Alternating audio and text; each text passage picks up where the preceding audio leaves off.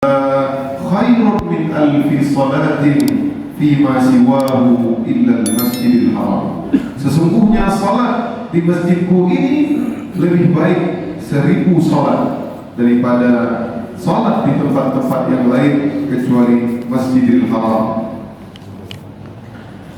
Dalam hadis yang lain juga Nabi SAW menyebutkan bahwasanya la tashuddur rihalu illa thalathati masajid.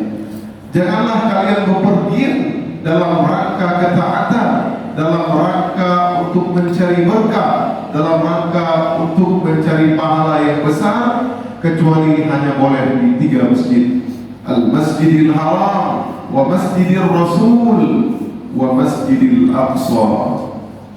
Jadi hanya bisa salat di Masjidil Haram, Masjid Nabawi, dan Masjidil Aqsa. Maknanya dikatakan oleh para ulama, artinya bahwasanya seseorang kalau seandainya dia pergi sengaja setiap bulan misalkan, ataupun setiap tahun di bulan tertentu ke masjid selain 3 masjid tersebut, maka ini dilarang. Ya, silahkan kita menyukai, misalkan kita suka sholat setiap bulan di Masjid Baitur Rahman, tidak masalah karena punya sejarah, tidak masalah. Tetapi tidak menganggap di situ ada keberkahan. Karena sholat di Masjid Baitur Rahman sama seperti sholat di masjid kayak sama seperti sholat di masjid lain-lain, sama semua. Ya, tidak ada beda. Hanya saja Nabi SAW membedakan sholat di antara 3 masjid tersebut, karena ketika masjid tersebut merupakan masjid yang dimuliakan oleh Allah Subhanahu wa Ta'ala. Bagaimana tidak? Sesungguhnya 3 masjid tersebut dibangun oleh para anbiya. Masjidil Haram dibangun oleh Nabi Ibrahim dan anaknya Ismail. Masjidil Rasul dibangun dengan tangan Sallallahu Alaihi Wasallam, dan Masjidil Aqsa dibangun oleh Nabi Sulaiman. Ma'asyiral muslimin, sidang jamaah subuh yang dirahmati Allah Subhanahu wa Ta'ala. Insyaallah di antara amalan yang kedua ataupun pekerjaan yang kedua yang dilakukan Nabi Muhammad sallallahu alaihi wasallam tatkala berada di kota Madinah, yaitu al-mu'akhah bainal muhajirin wal ansar, yaitu mempersaudarakan antara kaum muhajirin dan kaum ansar. Maknanya adalah mereka saling tolong-menolong, saling membantu antar sesama, karena Nabi menginginkan mereka agar saling menolong. Bahkan dikatakan sesungguhnya di awal-awal hijrah Nabi Muhammad SAW ke kota Madinah, orang-orang Ansar dan Muhajirin, tak kala ada seseorang dari mereka yang meninggal, maka mereka mewarisi di antara sesamanya. Mereka mewariskan harta-hartanya sebagaimana mereka mewariskan terhadap anak-anaknya. Namun kemudian setelah turunlah ayat Al-Quran, wa ulul arhami ba'duhum awla bi ba'dhin fi kitabillah, dan kerabat ar-rahim, ya, saudara kandung, ya, maka lebih utama untuk mewariskan. Artinya setelah turun ayat tersebut, karena kondisi kaum muhajirin sudah mulai mapan, sudah mulai lebih enak hidupnya, dan mereka juga sudah mampu untuk bekerja. Karena di awal-awal tak kala muhajirin hijrah ke kota Madinah, maka semua mereka, mau serata mereka orang yang paling kaya dahulunya di Mekah, namun ketika hijrah mereka semua tidak memiliki apa-apa. Mereka tidak memiliki, bahkan istri pun tidak dimilikinya sebagian, karena mungkin sebagian dari mereka istrinya belum beriman kepada Allah Subhanahu wa Ta'ala. Al-mu'akhah, persaudaraan ini ternyata sudah pernah dilakukan oleh Nabi Muhammad sallallahu alaihi wasallam, yaitu diantaranya adalah Nabi pernah mempersaudarakan muhajirin dengan muhajirin, yaitu diantaranya Nabi pernah mempersaudarakan baina Zubair wa Ibnu Mas'ud, dan kedua-duanya adalah muhajirin. Artinya orang-orang muhajirin pun sebelum hijrah ke kota Madinah, Nabi mempersaudarakan sebagian dari mereka, seperti Zubair bin Awwam dan Ibnu Mas'ud. Artinya agar mereka saling perhatian terhadap sesamanya, agar mereka saling tolong menolong. Inilah Islam, ya. Bagaimana Nabi melihat pentingnya persaudaraan, ya, pentingnya ukhuwah bainan nas.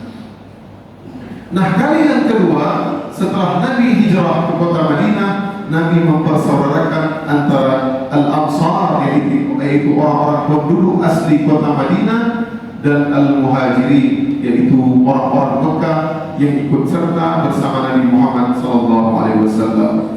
Nabi SAW bersabda tak kala sampai ke kota Madinah, beliau berkata, ta'afu fillah akhawaini akhawaini, bersaudaralah kalian dengan Allah dua orang. Artinya Nabi mempersaudarakan dua orang, satu orang Muhajirin dan satu orang Ansar. Jadi Nabi tidak menyuruh bersaudara semua, betul, bersaudara semua adalah benar. Yang Muhajirin dan Ansar mereka saudara, saling perhatian. Namun Nabi mengkhususkan persaudaraan antara satu orang Muhajirin dan satu orang Ansar. Ini menunjukkan betapa perhatiannya, pentingnya dalam Islam, bagaimana ketika saudara, ya, ketika orang-orang yang se-Islam, hubungan agama bahkan lebih kuat daripada hubungan darah itu sendiri. Bahkan kalau kita lihat dalam hukum warisan, bagaimana seseorang anak yang kafir bisa tidak mendapatkan warisan disebabkan karena agama. Bagaimana kata Nabi Nuh, bagaimana kata Allah kepada Nabi Nuh alaihissalam, tak kala Nabi Nuh, ya bunayyarkam ma'ana wa la takun ma'al kafirin, tak kala ombak sangat tinggi, wahai anakku Nabi Nuh, saya katanya ikutlah bersama kami, wa la takun ma'al kafirin, karena Nabi Nuh tidak ada yang bisa. Qala la 'asima al-yawma min amrillahi illa man rahim, hari ini wahai anakku tidak ada yang bisa lolos daripada azab Allah. Kata anaknya, yang ingkar anak ikut ibunya. Qala sa'awi ila jabalin ya'simuni minal ma', aku akan naik ke tempat yang paling tinggi wahai ayah. Tak kamu dengar. Kemudian tak kalah air sudah mulai tinggi, seolah-olah tidak ada tempat untuk berlindung kecuali Allah. Maka Nabi Nuh berkata, innahu min apa? Inna ibni min ahli, ya Allah, selamatkanlah anakku. Masih minta. Namun Allah menjawab, qala innahu laysa min ahlik, innahu amalun ghairu salih. Wahai Nuh, sekarang anakmu itu laysa min ahlik, bukan lagi keluarga. Innahu amalun ghairu salih. Sebab apa? Karena bukan anakmu lagi, karena dia telah melakukan amal ghairu salih, dia kafir. Kemudian Allah memperingatkanmu, fala tas'alni ma laysa laka bihi 'ilm, jangan tanya-tanya lagi tentang itu. Allah peringatin Nuh, jangan minta doa lagi kepada aku. Inilah dia, oleh karenanya hubungan Islam terkadang bisa menjadi lebih kuat daripada hubungan darah ataupun persaudaraan. Ma'asyiral muslimin, sidang jamaah Jumat subuh yang dirahmati Allah Subhanahu wa taala. Maka tak kala Nabi mempersaudarakan antara seorang Ansar dan seorang Muhajirin, Nabi mempersaudarakan Abu Bakar As-Siddiq dengan Kharijah bin Zaid, akhwat, ya. Yang kita tahu kisahnya sebelumnya, yaitu kemudian Abu Bakar pun menikah dengan anaknya Kharijah. Ya, subhanallah. Ya, tidak semua orang jadi bersaudara yang datang dari daerah yang lain bisa menikah dengan anaknya. Subhanallah. Orang Ansar ini sangat hatinya sangatlah tulus. Kemudian Umar bin Khattab dengan Ibn bin Malik, kemudian Abu Ubaidah bin Jarrah dengan Abi Talha, kemudian Abdurrahman bin Auf dengan Sa'id bin Rabi'ah ataupun Sa'ad bin Rabi'ah. Ini kisahnya nanti kita sampaikan. Kemudian Ja'far bin Abi Thalib dengan Mu'az bin Jabal, kemudian Mus'ab bin Umair dengan Abi Ayyub al-Ansari, kemudian Abu Dhal al-Ghifari dengan Munzir bin Amr, Salman Al-Farisi dengan Abi Darda.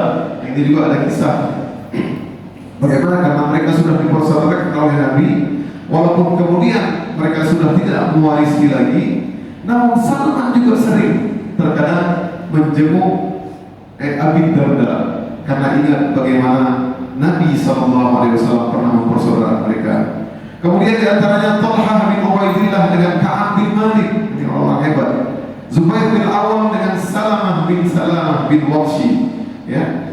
Dan Bilal bin Rabah dengan Abi Ruwaiha, dan ada beberapa yang lain. Artinya kaum muhajirin pun, para hadirin, mereka ini bertingkat-tingkat, ya.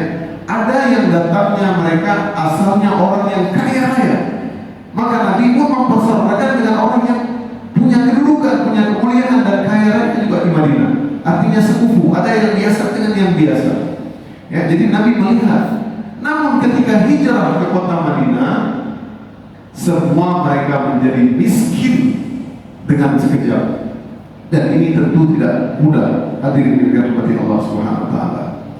Ya, ada orang yang mungkin miskinnya perlahan-lahan, mungkin dari turun tahtanya, dari mobil dia jual, kemudian naik motor, kemudian motor tidak ada lagi, kemudian naik sepeda, kemudian akhirnya sepeda tidak ada, kemudian jalan kaki. Ya, ini mungkin tidak terlalu sulit. Ada orang tiba-tiba mungkin miliaran, ya ratusan miliar atau puluhan miliar, seperti Abdurrahman bin Auf, Abu Bakar As-Siddiq, apa? Ya, bukan mudah ini. Tiba-tiba nol dalam rekeningnya. Ya, sebagian orang mungkin sudah masuk rumah sakit jiwa. Ya, tahu banyak kita lihat terkadang ya, mereka yang kena tangkap tangan dan lain-lain. Ya, subhanallah. Akhirnya untuk apa? Punya rumah besar, untuk punya aset yang banyak, namun akhirnya duduk di jeruji, ya, dan lain-lain banyak. Ya, tidak mudah untuk menerima tersebut. Bahkan beberapa sahabat tidak membawa istrinya karena istrinya tidak beriman. Baik, di antaranya ada satu kisah yang disebutkan, dan kisah ini sangat sering disampaikan dalam buku sirah, ya, dalam buku-buku sirah. Kalau seandainya kisah tersebut tidak disebutkan ataupun tidak dimasukkan dalam hadis Nabi Muhammad SAW, maka kita menganggap kisah ini kisah yang mungkin hanya dongeng belaka. Bahkan pada zaman hari ini mungkin sudah tidak terjadi lagi seperti itu. Yaitu diantaranya kisah persaudaraan antara Abdurrahman bin Auf dan Sa'ad bin Rabi'. Maka tak kala Nabi mempersaudarakan di antara mereka berdua, maka Sa'ad bin Rabi' Al-Ansari berkata kepada Abdurrahman bin Auf, ketika mereka sudah bersaudara, berjabat tangan, berpelukan, kamu sekarang saudaraku dan aku saudaramu. Maka Sa'ad bin Rabi' berkata kepada Abdurrahman bin Auf, apa yang dia katakan? Inni aktsarul ansari malan faqsim mali nisfain. Wahai Abdurrahman, sesungguhnya aku adalah orang yang paling kaya di kota Madinah, maka aku punya semua hartaku nisfun laka, setengah untukmu. Subhanallah. Ada enggak? Ya? Enak nih, kalau saya dulu mungkin kuliah di Mesir, ya, atau pas ke Saudi, Ustaz Zikra, saya punya 500 miliar, 250 miliar dalam Ustaz Zikra. Kira-kira mau nggak kita nih? Ada tidak orang seperti itu hari ini? Ya, mungkin sudah tidak ada. Bahkan lebih dari itu, beliau berkata, waliyam ra'atan, dan aku punya dua wanita atau dua istri. Fanzur a'jabahuma ilaika fasammaha li utalliquha. Aku sekarang punya dua istri, lihatlah siapa yang paling kamu suka, maka aku ceraikan, setelah masa iddahnya kawinkanlah dia. Subhanallah. Kalau kita tidak mungkin bapak, karena semua kita miliki hanya satu istri, ya, tidak mungkin. Subhanallah, ini orang Arab. Tapi terkadang banyak teman, ya, ada beberapa teman yang di Saudi. Saya Zikran udah 10 tahun di Saudi, tapi belum ada yang nawar seperti ini.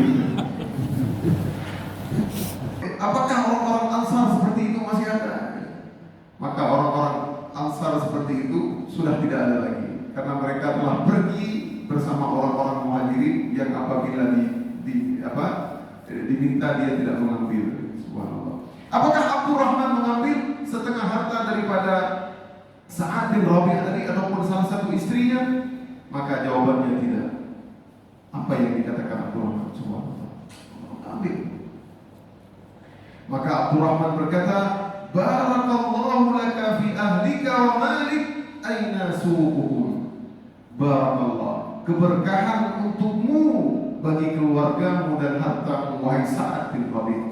Aina suquhum, di mana pasar kalian? Makasih banyak, makasih banyak. Barakallah, semoga Allah berkahi keluarga dan harta. Di mana pasar? Saya mau kerja. Masya Allah.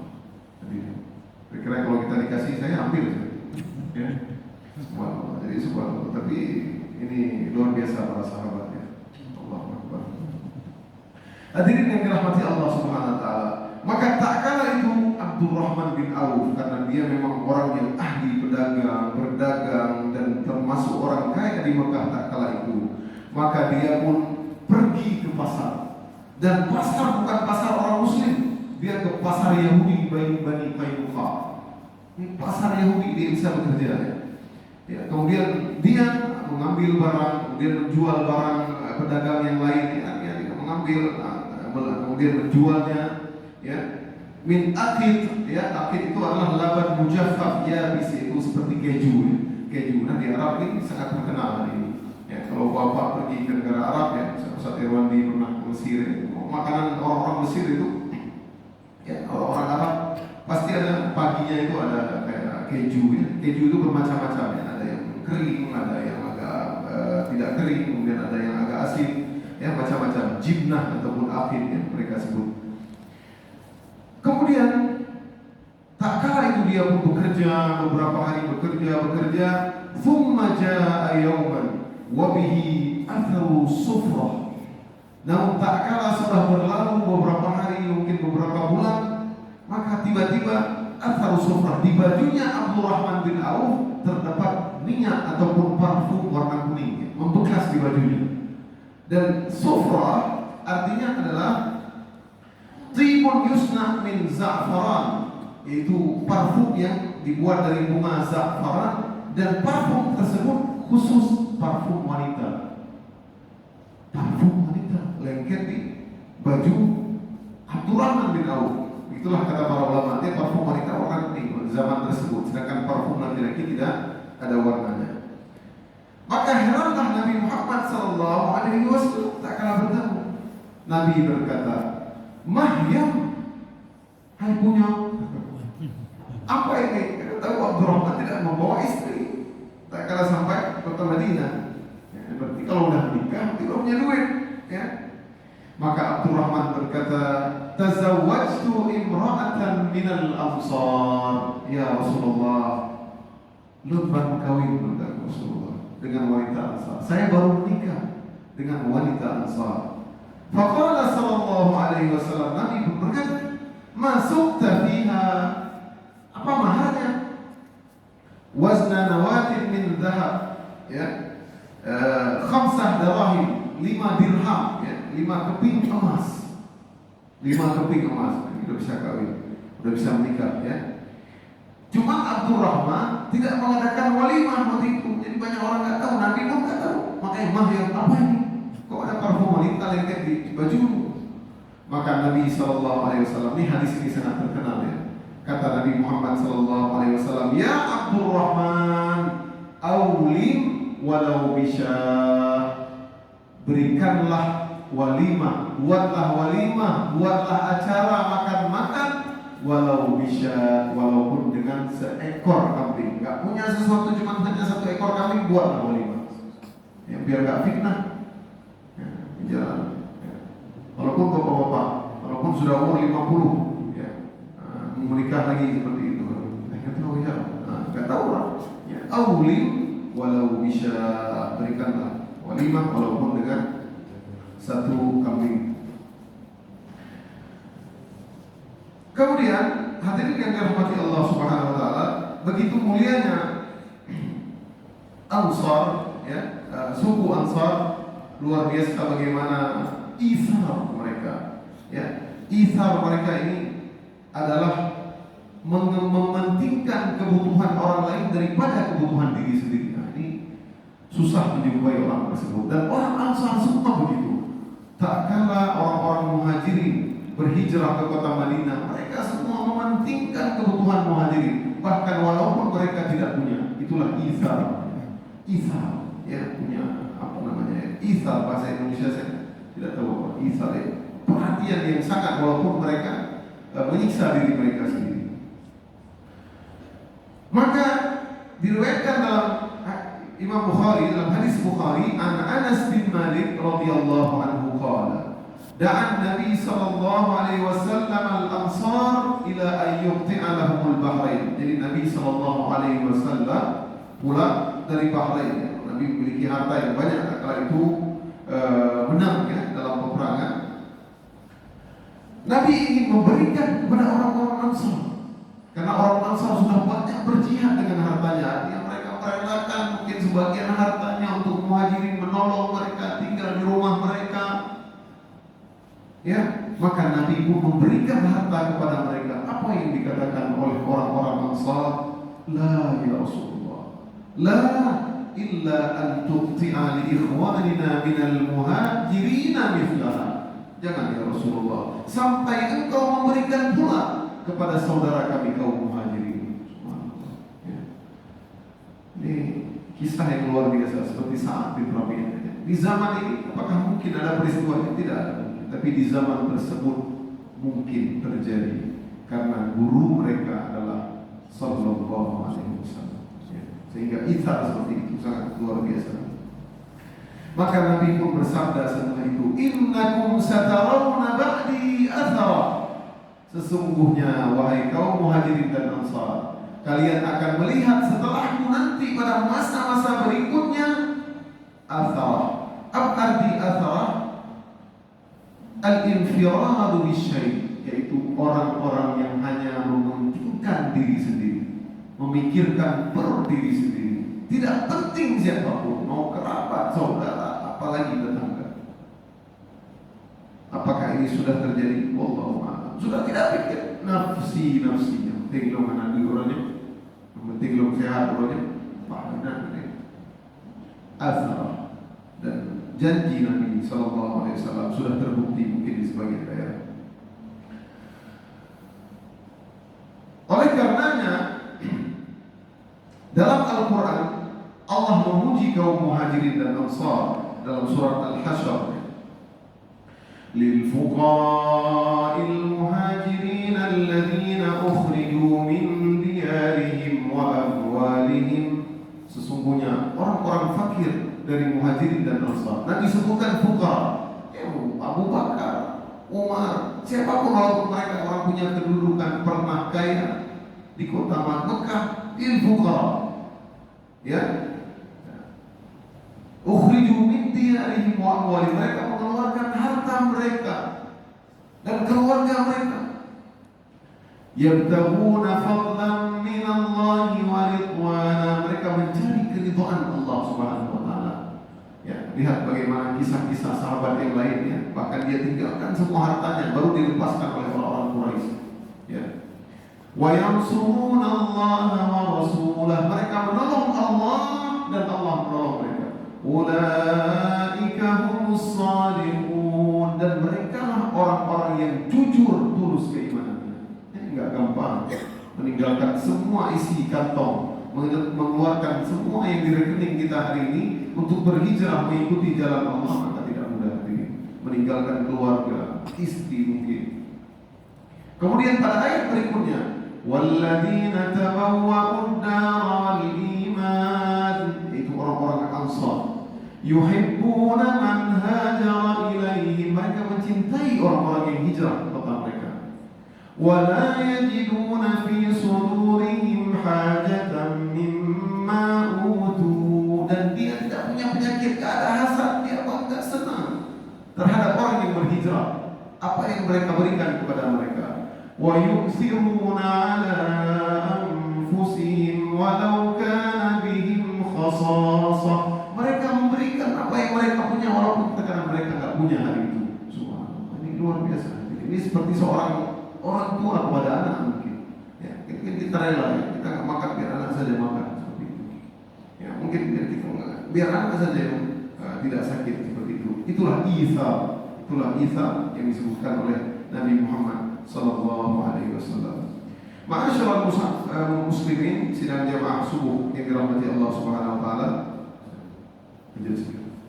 Baik, di antara hadis-hadis yang menyebutkan keutamaan Ansar, maka dalam Sahih Bukhari wa Muslim, rawahu Syaikhan, Nabi Sallallahu Alaihi Wasallam berkata, ayatul imani hubbul ansar. Tanda-tanda iman seseorang mencintai Ansar, orang Ansar. Wa ayatul nifaqi bughdul ansar. Dan tanda-tanda seseorang yang punya penyakit kemunafikan, maka dia membenci orang-orang Ansar. Subhanallah. Ini kemuliaan orang Ansar. Dalam Sahih Bukhari Muslim juga, Anil Barra radhiyallahu anhu qala qala Rasulullah sallallahu alaihi wasallam, al-ansaru la yuhibbuhum illa mu'min. Sesungguhnya orang-orang Ansar tidaklah menyukai mereka kecuali orang-orang beriman. Wa la yubghidhuhum illa munafiq. Dan tidak ada yang membenci mereka kecuali orang-orang munafik. Faman ahabbahum ahabbahullah wa man abghadahum abghadahullah. Barang siapa yang mencintai, menyukai orang-orang Ansar, maka Allah pun mencintai mereka. Siapa sebaliknya memurkai dan tidak menyukai mereka, maka Allah pun membenci kepada mereka. Luar biasa hadirin. Inilah keutamaan orang-orang Ansar. Bahkan dalam hadis yang lain, Nabi SAW bersabda, laulal hijratu lakuntum ra'an minal ansar. Kalau seandainya bukan karena hijrah, aku berasal dari orang-orang Ansar. Artinya kalau bukan aku termasuk orang Muhajirin, bukan dari Mekah, maka aku akan memilih Ansar. Artinya Nabi bangga menjadi orang Ansar. Kemudian Nabi bersabda selanjutnya, walau salakan nas wadiyan wa salakatil ansar wadiyan aw syi'ban. Kalau seandainya semua orang-orang berpergian mengikuti jalan yang lain dan orang-orang Ansar berpergian mengikuti jalan yang lain, la salaktu wadil ansari aw syi'bal ansar, maka aku akan memilih jalannya orang-orang Ansar. Subhanallah. Artinya Allah ridha kepada mereka. Ya, bagaimana hati dan ikhlas mereka. Inilah orang-orang Ansar hadirin. Dalam hadis yang lain diriwayatkan oleh Anas bin Malik berkata, usikum, tak kala Nabi menjelang ajalnya, ya, Nabi menjelang sampai Nabi mau meninggal dunia pun. Makanya kita kalau pergi ke Madinah baik-baik sama orang Madinah. Ya. Insya Allah mereka adalah orang-orang Ansar, walaupun mereka sudah tidak seperti Sa'ad bin Rabi' lagi. Ya, mereka ya, silakan Pak, ada duit, sudah tidak seperti itu lagi ya. Tapi masih ada, ya, masih ada orang-orang yang luar biasa. Kita lihat hari ini di Madinah, di Arab Saudi, subhanallah. Mereka ada juga orang-orang yang tidak takut miskin, menginfakkan harta yang luar biasa. Ya. Sampai ke Indonesia hari ini, mereka datang mana pesantren mereka bangunnya, subhanallah. Nabi naik ke mimbar, tak kala itu ketika menjelang ajalnya, walam yas'anhu ba'da dzalika al-yawm. Dan setelah itu Nabi tidak naik ke mimbar lagi. Artinya sudah dekatnya, mungkin Nabi sudah sakit ya, mendekati ajalnya atau meninggalnya. Kemudian Nabi berkata setelah hamidallah dan memuji Allah dan memanjatkan syukur kepadanya, maka Nabi berkata, usikum bil ansar. Wahai umat Islam sekalian, saya mewasiatkan kepada kalian untuk berbuat baik kepada orang-orang Ansar. Fa innahum karshi wa aibati. Sesungguhnya mereka orang-orang khususku, orang-orang yang banyak membantu. Nabi mewasiatkan. Wa qad qala alladhi alaihim. Ya, dan mereka sudah luar biasa yang membantu Nabi, bahkan jiwa raga mereka berperang mengikuti segala perintah Nabi. Sami'na wa ta'ana. Mereka tidak pernah ngeyel di Yahudi. Mereka taat.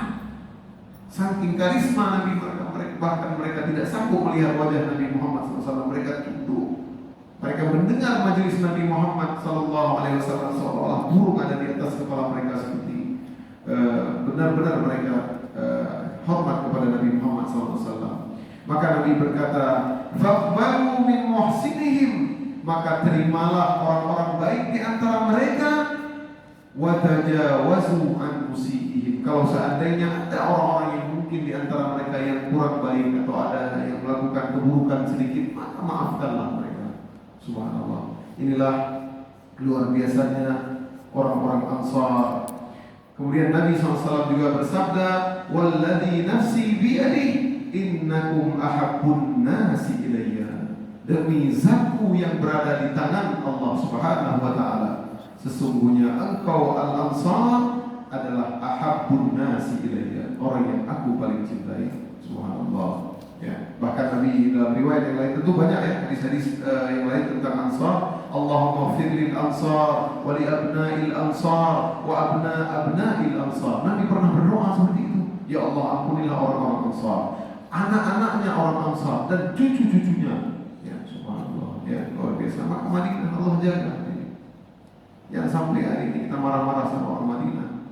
Jangan sampai ya apapun yang kita lakukan ya tidak diridhai Allah Subhanahu wa taala, terlebih-lebih di kota Nabi Muhammad sallallahu alaihi wasallam. Bagaimana Nabi pernah mengatakan, "Illam, kalau kamu mampu, in istata'ta an tamuta bil Madinah," ya, kalau mampu untuk meninggal di Madinah, maka meninggal di sana. Karena sesungguhnya aku akan menjadi saksi bagi mereka-mereka yang meninggal di Madinah, baik mereka yang baik atau mereka yang kurang baik. Lanjut. Sedikit. Baik. Tergantung saya orang. Baik, berikutnya adalah di antara poin ketiga yang dilakukan oleh Nabi Muhammad sallallahu alaihi wasallam, yaitu kitabatus shahifah, yaitu menulis poin-poin perjanjian. Karena kita tahu bahwasanya di kota Madinah Nabi sallallahu alaihi wasallam hidup tidak dengan Ansar saja, tidak dengan kaum Aus dan Khazraj saja. Sungguh di kota Madinah sudah ditempati oleh 3 suku Yahudi yang sangat terkenal dan semuanya mereka nanti berkhianat. Yaitu suku Bani Qainuqa, Bani Nadir, dan suku Bani Quraidah. Kesemuanya nanti diantaranya diusir oleh Nabi Muhammad SAW karena mereka berkhianat. Dan di antara bunun sahifah, bunun itu adalah poin-poin ataupun pasal-pasal yang ditulis oleh Nabi Muhammad SAW dalam rangka untuk menegakkan negara Muslim, negara Islam tak kala itu. Karena Nabi seorang pemimpin, Nabi Rasul, maka sudah sepantasnya untuk membuat poin-poin kenegaraan. Artinya taat pemerintah. Istilah hari ini membuat Pancasila, membuat undang-undang dasar agar masyarakat baik Muslim, non-Muslim, Yahudi, bukan Yahudi, agar mereka bisa hidup damai, tentram. Bahkan Nabi membolehkan mereka untuk tidak masuk Islam, beragama terhadap agama mereka sendiri, tidak mengapa ya. Maka Yahudi, Nabi mendakwahkan Yahudi, tetap mendakwahkan. Tapi kalau mereka tidak mau, tetap mereka bisa beragama dengan agama mereka tanpa diganggu oleh Muslim, dan begitu juga sebaliknya. Nah, poin-poin tersebut banyak ya, bahkan banyak diantaranya riwayat-riwayat yang dhaif ya, yang lemah, seperti yang disebutkan oleh Imam Ahmad dalam kitab Musnadnya. Misalkan Nabi Muhammad SAW, poin diantara orang-orang muslimin, Nabi menulis Bismillahirrahmanirrahim, "Hada kitabun min Muhammadin Nabi sallallahu alaihi wasallam bainal mu'minin wal muslimin min Quraisy wal Madinah." Ya, ini adalah dari Allah, ini adalah tulisan Nabi Muhammad. Jadi poin-poin ya. Di antara poinnya kita tidak sebutkan semua. Di antara poin-poinnya, annahum ummatun wahidah min duninas. Mereka adalah semua warga negara punya hak dan kewajiban yang sama. Sama seperti kita ini. Ya, mereka umat yang bersaudara, satu umat. Enggak ada beda Muhajirin dan Ansar, enggak ada beda Yahudi dengan yang lain. Semua punya hak yang sama, punya kewajiban yang sama. Nah, jadi subhanallah, ini poin-poin keadilan ya. Semua dilindungi. Ya, terkait dengan orang-orang musyrikin juga Nabi membuat poin-poinnya, yaitu diantaranya tidaklah mereka berperang sesama mereka, ya, dan poin-poin terhadap Yahudi juga Nabi menulis ya, banyak poin-poinnya. Di antaranya adalah yunfiqul yahudu ma'al mu'minin madamu muharibin. Itu orang-orang merepay, ikut membayar, ikut bersama-sama menyumbang tak kala negara kita diserang oleh musuh. Jadi mau Yahudi mau dia tidak beriman sama seperti kita hari ini. Kalau seandainya negara Indonesia diserang, apakah orang-orang selain Islam tidak menolong? Ini negara kita, ya. Ya walaupun tidak ada hadis ya, ada hadis tidak saya lupa ya, tapi tidak disebutkan hubbul watan minal iman, cintai negara itu dari iman. Betul memang sebenarnya secara maknanya mencintai negeri tanah air kita itu merupakan keimanan. Kita harus menjunjung tinggi menjaganya dari serangan musuh. Nah, jadi orang Yahudi pun ikut berinfak ya tak kala itu. Nah inilah disebut oleh para ulama, artinya boleh seseorang ya, seseorang pemimpin mau strata kampung, geci, mungkin apalagi lurah ataupun kecamatan ya, camat, ya, wali kota, gubernur itu untuk membuat poin-poin perjanjian. Ya, seperti misalnya di kampung kita ada orang mungkin satu rumah tetangga kita atau beberapa tetangga mungkin dia non muslim, tapi dalam aturan misalkan, oh ini daerah sekarang kita sudah lagi banyak maling, ini daerah sekarang sudah lagi banyak anak-anak yang bikin begal, misalkan ya, alhamdulillah tidak ada di sini, ya. Nanti kita buat, kita duduk bersama-sama, kita atur dengan mereka. Semua ingin kedamaian, semua ingin ketentraman. Justru dengan akhlak yang mulia, kalau seandainya diterapkan oleh pemimpin orang-orang Muslim hari ini, maka insya Allah akan mereka pun akan terpengaruh dengan budaya Muslim sehingga bisa jadilah suatu saat mereka masuk ke dalam Islam. Hadirin yang dirahmati Allah Subhanahu Wa Taala. Coba. Baik, mungkin ini saja karena kisah berikutnya adalah kisah pensyariatan azan. Ya, ini mungkin kisahnya agak panjang. Kemudian bagaimana sejarah azan? Ternyata di awal-awal hijrah tidak ada Allahu Akbar, Allahu Akbar. Ya, tidak ada Allahu Akbar ya. Nah, kemudian Islamnya diantaranya seorang Yahudi, ya, alimnya, orang pakarnya, orang alimnya Yahudi yang bernama Abdullah bin Salam. Ini kisahnya pun ajaib. Baik hadirin yang dirahmati Allah Subhanahu Wa Taala, dengan kita mengingat sirah Nabi Muhammad SAW adalah sirah yang nyata, sangat real dan sangat lengkap. Bahkan dalam kitab Zadul Ma'ad yang ditulis oleh Imam Ibnu Qayyim Al-Jauzi, Allah menggantungkan kebahagiaan seseorang dengan mengikuti petunjuk dan mengikuti Nabi Muhammad SAW. Semakin bahagia orang, maka dia semakin banyak mengikuti apa yang disuruh Nabi. Maka semakin sengsaranya orang, semakin dia jauh daripada petunjuk dan apa yang disuruh oleh Nabi Muhammad SAW. Mudah-mudahan kita semua termasuk orang-orang yang dipanggil oleh Nabi Muhammad SAW di telaganya nanti dan meminum dari air telaga Nabi Muhammad SAW. Aqulu qawli hadza wa astaghfirullah li wa lakum wa lisa'iril muslimin min kulli dhanbin wa khati'ah. Fastaghfiruhu innahu huwal ghafurur rahim. Subhanakallahumma wa bihamdik, asyhadu an la ilaha illa anta, astaghfiruka wa atubu ilaik.